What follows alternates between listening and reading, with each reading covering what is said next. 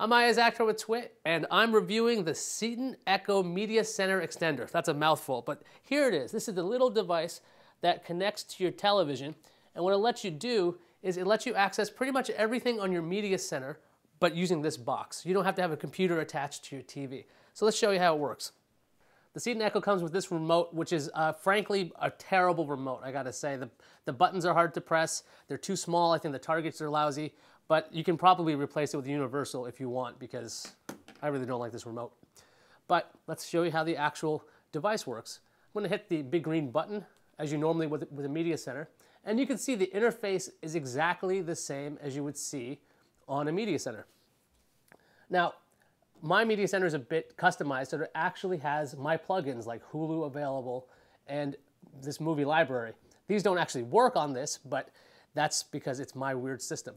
So what this is really good at is you can go through your video library, like my video library, and I can watch anything that's on my media center on this device. So if you had a setup with a media center in the middle of your house, you can put these extenders pretty much anywhere you want. So let's put on some video. So you can see the interface is actually quite responsive, although I did notice that it's a bit choppy compared to the animations that are available on my media center PC. Now, video playback, sometimes it does that. I've seen some stuttering video playback when it starts, although it seems to pick up just fine. So in this test, as you're seeing, the video playback looks like it's getting a little choppy. I'm not really sure why that's happening. I've had this every now and then, so I'm not sure what's going on there. I'm gonna go back to the green button, and if I want to watch live television, which is something you can do with Media Center, it does a pretty good job at that. As you're used to, you can probably do play, pause, all kinds of things, or you can rewind, just like you would if you had your media center directly attached to your TV.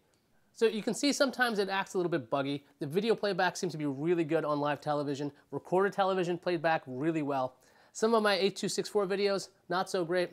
If you've done any customization to your media center, don't expect the media center extender to be able to handle all that. Just because my computer can play an MKV doesn't mean that can. But as an extender, it's very good because you can access pretty much everything you normally could on a media center. Yeah, so if you've customized your media center like I did and I tried Hulu just there, it might power off the machine. So it's not necessarily for the nerd like me. If you know what a media center is, you know what this is. The Ceton Echo is a very particular device. To actually use it to its full capabilities, you have to have a media center PC on your network, and then you get this device so then you can access the same content. The Ceton Echo setup was really easy. Once I put it on the wired network, there's no wireless option on the actual box, my media center was able to find it very easily. All I had to do was put in an 8-number pin and the devices were paired. Okay, for the pros, the device is really small and it's very responsive. When I was using it as a DVR, it worked very well. The setup was really easy and live and pre-recorded television looked great. On the cons, I gotta say that the interface looks a little choppy compared to an actual media center. There's a lack of file support, so if you have customized things like I have, you're not gonna be watching everything you have on your media center. You're gonna be watching some of the things on your media center, and this remote is just awful. This is a terrible remote. I don't know if they should have even included this thing. So, is it a try, buy, or don't buy? It's definitely a try if you use Media Center without customizing it. If you're me and you customize the heck out of it, it's a don't buy. I'm Isaac with Twit, and that was the Ceton Echo.